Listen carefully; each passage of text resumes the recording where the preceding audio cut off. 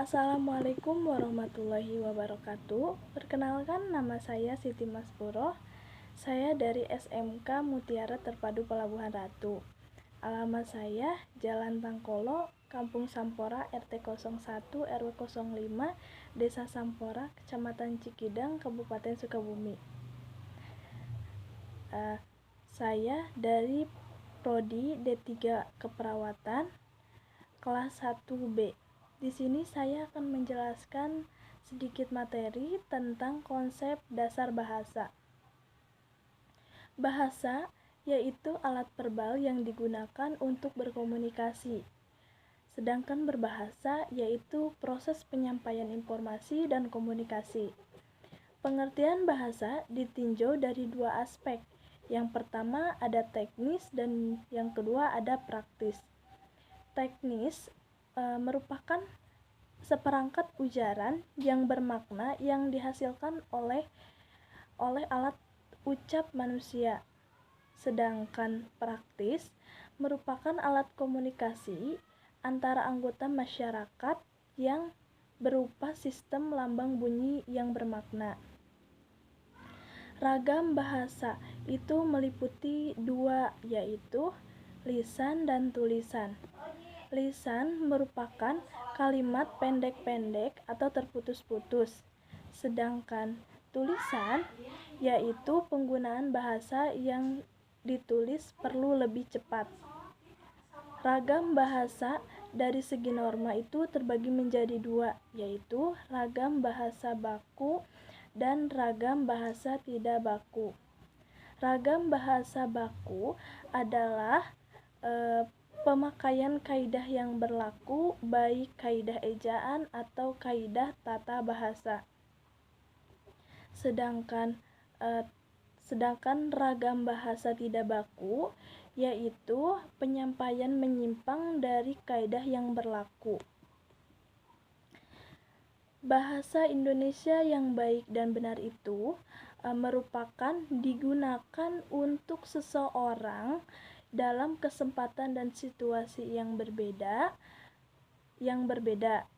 Nah, dari konsep dasar bahasa ini mempunyai unsur-unsur komunikasi. Yang pertama ada sumber, komunikator, komunikan, dan pesan. Sumber merupakan orang yang menulis kaidah atau kata-kata.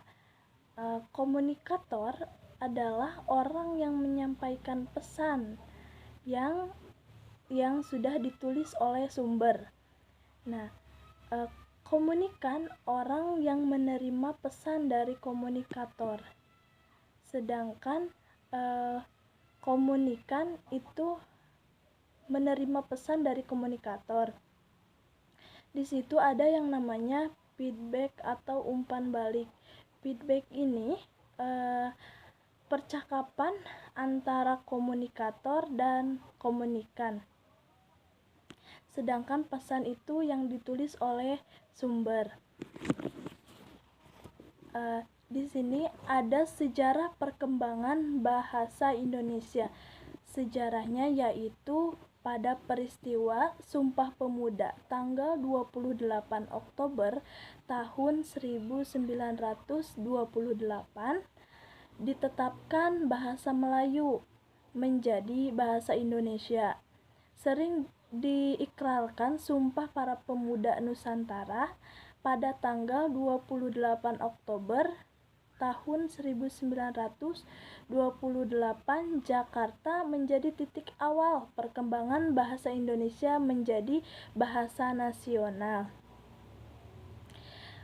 Apakah penting bahasa Indonesia itu untuk mahasiswa? Penting.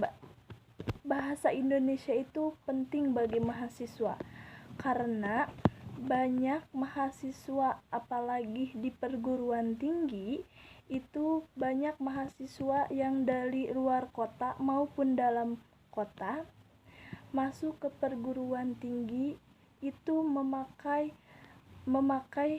bahasa Indonesia walaupun beda budaya, tetapi ketika kita sudah bergabung di perguruan tinggi pasti akan menggunakan bahasa Indonesia, karena yang tidak tahu bahasa Indonesia juga menjadi tahu ya.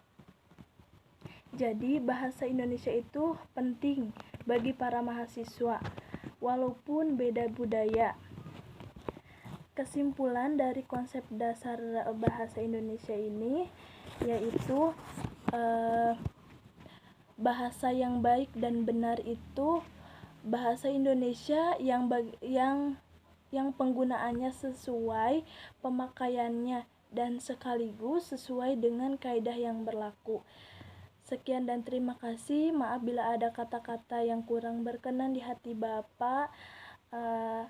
Sekian dan terima kasih. Wassalamualaikum warahmatullahi wabarakatuh.